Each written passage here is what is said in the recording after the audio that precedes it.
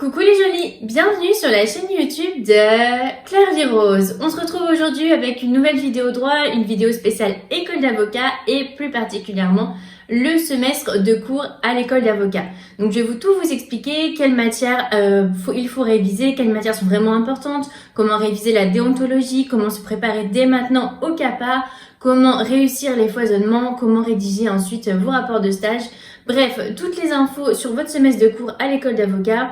Comment réussir vos foisonnements? Je sais que j'ai déjà eu pas mal de questions parce que ça arrive très prochainement, en tout cas à l'EFB, à l'école d'avocat de Paris.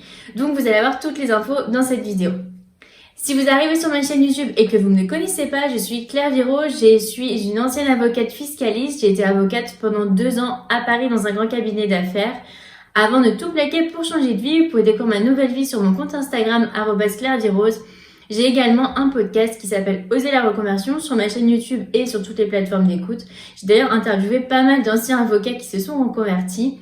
Et sur ma chaîne YouTube, vous pouvez trouver pas mal de contenu, mais aussi très spécifiquement tous mes conseils pour les études de droit, la carrière d'avocat, tous les conseils, en fait tout ce qu'on ne vous dit pas en cours, tous les petits conseils que j'ai pu avoir aux afterwork, ensuite avec les avocats, tout ce qui est un peu plus stratégie retour d'expérience parce que je sais que c'est un milieu super opaque, on n'a jamais les infos. Donc c'est un peu tout ce que j'aurais aimé savoir à l'époque que je vous donne dans toutes mes vidéos YouTube. J'ai fait énormément de vidéos YouTube, vous pouvez aller voir mes anciennes vidéos et j'en fais très régulièrement tous les samedis. Donc abonnez-vous, ça encourage énormément ma chaîne YouTube et surtout vous ne louperez pas les prochaines vidéos. Alors, je sais que quand on arrive à l'école d'avocat, on vient de passer le CRFPA, surtout on a fait des études qui sont très difficiles et du coup on est un peu stressé en mode voilà les cours, quels sont les cours qui sont vraiment importants. C'est un peu bizarre en plus parce qu'on trouve avec des gens qui sont de toutes matières confondues, bref on est un peu paniqué. Mon conseil, c'est qu'il y a seulement 3 matières qui sont très importantes à l'école d'avocat, donc 3 matières qu'il faut suivre, apprendre très sérieusement. Et le reste, franchement, ça ne sert pas vraiment. Donc les 3 matières qui sont très importantes, ce sont la déonto. Déonto, très important, je vais vous expliquer un peu après comment la réviser pour le CAPA. Très important car au moment du CAPA, c'est coef 3, c'est un des plus gros coefficients. Et surtout, la déonto, c'est un peu le gros truc de l'école d'avocat et c'est ce qui va vous servir ensuite après quand vous serez avocat. La deuxième matière qui est importante, ce sont les foisonnements. Donc ce qui arrive là, c'est important parce que déjà c'est une grosse partie de la note du contrôle continu que vous avez à l'école d'avocat et ensuite du CAPA. Et c'est ce qui vous prépare vraiment à la profession. C'est vraiment un exercice concret en fait de mise en situation. Et ensuite, 3e matière vraiment importante, c'est votre langue, donc en général l'anglais. Pourquoi? Parce que votre épreuve du CAPA, donc vous avez la langue au CAPA, l'anglais, c'est une épreuve de connaissances juridiques en anglais. Donc vous allez par exemple étudier les systèmes, comment marche le système des tribunaux, des cours, de common law, comment marche leur système de contrat, un peu les gros éléments. Mais c'est vraiment des connaissances à apprendre. Donc même si vous êtes très bon en anglais, même si vous êtes bilingue, vous allez devoir apprendre ces connaissances. Et franchement, il y a pas mal de choses à savoir. Donc ça, c'est vraiment une matière à réviser et à apprendre. Ensuite, il n'y a pas plus que ça. C'est à faire un peu bizarre, franchement, parce que quand on arrive, on vient de passer le CRFPA, on vient de bosser à fond et on est un peu perdu. Moi, franchement, mis à part ces 3 matières, ce que je vous conseille vraiment pendant votre semestre de l'école d'avocat, c'est d'essayer vraiment de parler avec des gens. C'est le moment de vous faire un réseau avec vos camarades d'école. Essayez d'en savoir un peu plus sur les cabinets qui recrutent, les cabinets où les associés sont sympas. Enfin, essayez d'en savoir un peu plus parce que moi, franchement, quand j'étais à l'EFB, c'est un moment où justement j'ai pu vraiment découvrir les cabinets d'avocats, comment ça se passait, où fallait aller, où fallait pas aller. Vraiment, c'est le moment d'échanger le plus d'informations. Vous voyez ça comme un temps où vous faites un réseau. Alors, je sais que là, c'est un peu à distance tout ça, mais bon, en ligne. Et voyez ça aussi comme un temps, c'est vos derniers moments, en fait, vous allez pouvoir profiter parce que après, les stages, c'est quand même assez dur, c'est quand même un niveau de stress assez élevé, on vous demande beaucoup, vous avez beaucoup à prouver, est-ce que vous avez envie d'avoir une collab. Donc, les derniers moments à l'école d'avocat de cours, c'est long, mais en même temps, franchement, c'est un peu, faut voir ça un peu comme des petits moments de vacances. Voilà, c'est ma petite info parce qu'on se rend pas compte sur le moment, mais après vous allez voir, vous allez enchaîner les stages, vous allez tout enchaîner et franchement vous allez vous dire ah c'était quand même pas mal ces petits moments de repos. Bref, maintenant je vais passer dans le détail de chaque matière. Donc pour l'anglais, vous avez vraiment des connaissances juridiques. Moi, je sais qu'à l'EFB, on avait un livre en fait avec tout ce qu'il fallait apprendre. Et il y avait des fiches résumées qui avaient circulé par thème. Donc je n'ai pas de livre à conseiller spécifiquement pour l'anglais. Mais vous allez voir, j'ai des livres à conseiller pour les autres matières. Pour les foisonnements qui arrivent, alors je sais que franchement c'est un peu le stress, on est un peu perdu. Le conseil le plus important, c'est qu'en fait dans les foisonnements, ce qui compte, c'est en fait plus les formalités que le fond. Donc c'est un peu stressant les foisonnements parce qu'en fait vous allez avoir plein de matières différentes, vous n'êtes pas forcément spécialiste dans ces matières. Et le premier réflexe, c'est un peu de faire des recherches poussées dans ces matières-là pour essayer de trouver un peu du fond. Mais non, en fait, les foisonnements, avec le recul, et après j'ai une super note au CAPA sur l'exercice qui est en lien avec les foisonnements, c'est vraiment plus des formalités. Donc, par exemple, bien mettre les mentions obligatoires, bien rédiger le bon acte, par exemple si c'est une assignation. Donc, c'est vraiment plus des formes. Et ça, pour faire bien toutes les formes, les mentions obligatoires, enfin, faire tout comme il faut au niveau des formalités de la forme, je vous conseille le livre Guide pratique de procédure à l'usage de l'avocat. C'est un livre qui est publié par l'EFB. Vous pouvez l'acheter, je vais vous mettre tous les liens des livres d'ailleurs à commander, comme ça c'est plus pratique pour vous. Ça, moi je l'avais pas eu et franchement après au moment des corrections, j'avais pas compris.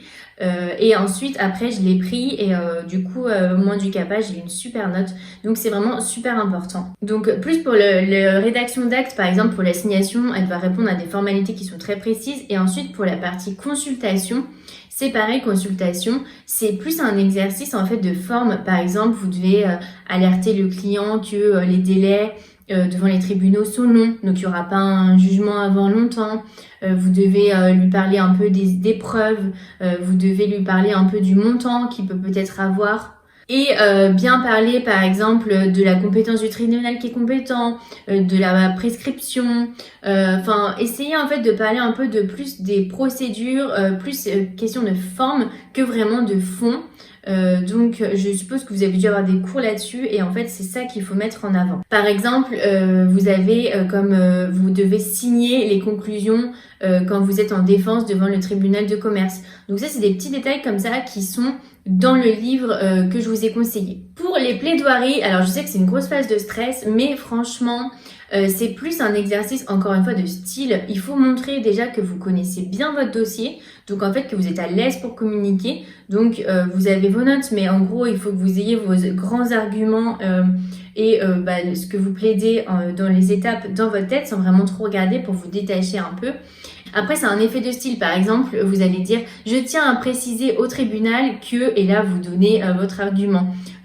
Donc, c'est un peu des effets de style pour montrer que oui, vous êtes en situation, vous êtes devant le tribunal. Par exemple, vous allez dire aussi pièce numéro 4, je relève que… et là, vous citez un peu des faits plutôt que de dire juste des faits sans parler des pièces. Donc, c'est plus quelque chose de mise en situation. C'est un peu un exercice de style. Et franchement, si vous êtes à l'aise, ça va super bien se passer. Vous allez voir, pas de stress. Pour déontologie, donc franchement, s'il y a des cours où il faut bien suivre, bien réviser à l'école d'avocat, ce sont ces cours-là. C'est le plus important. Et sinon, moi, je n'avais pas révisé avec les cours, j'avais révisé avec des livres.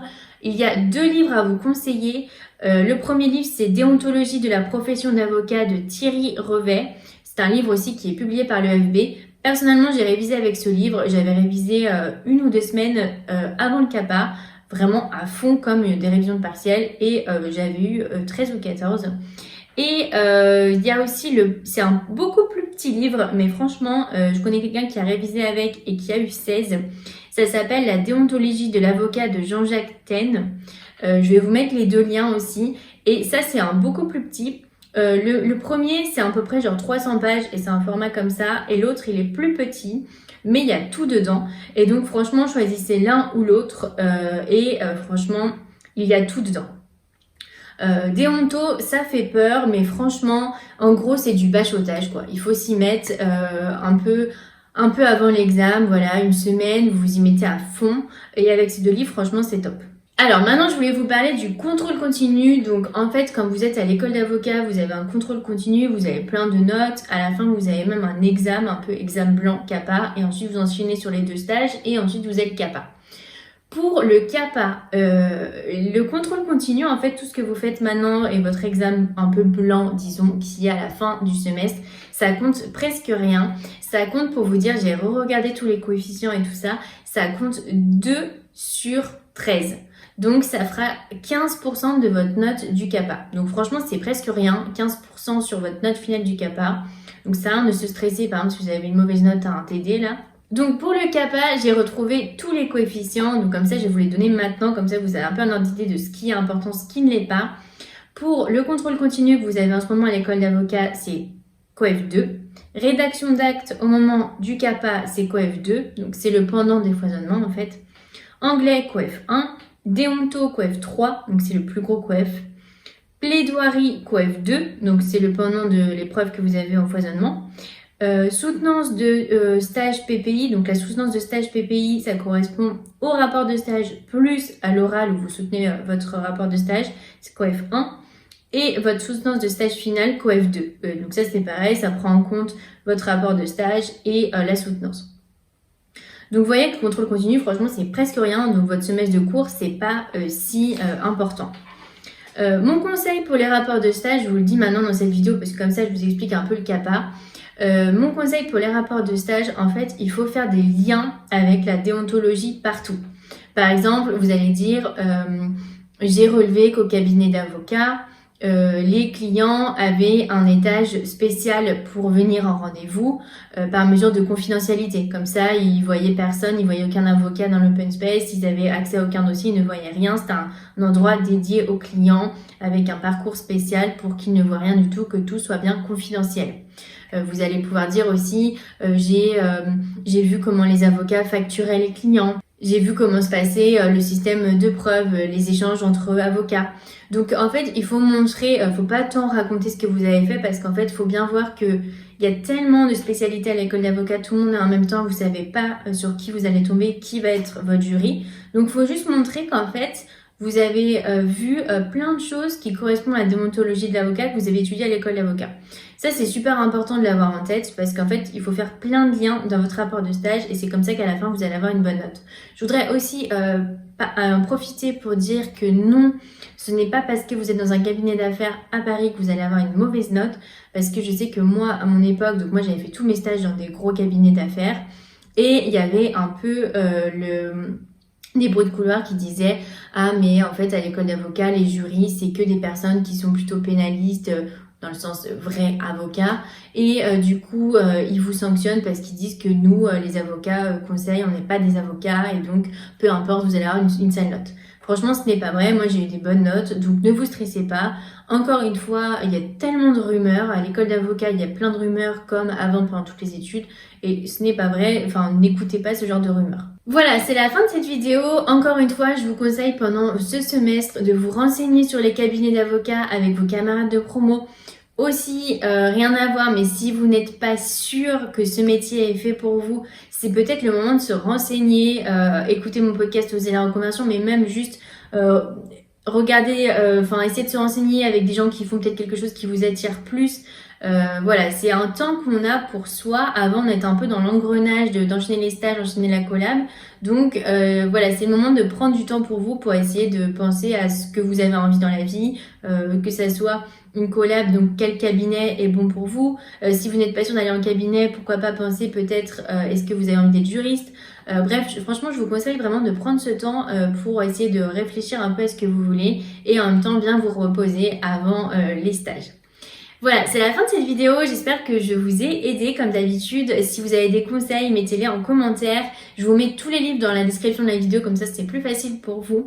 Et n'hésitez pas à vous abonner. Je sais que c'est relou, les youtubeurs demandent toujours de s'abonner, mais vraiment ça compte énormément, ça encourage énormément ma chaîne, c'est super important pour moi.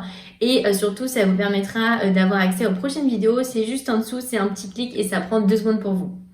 Voilà, et je vous souhaite bonne chance pour les foisonnements qui arrivent.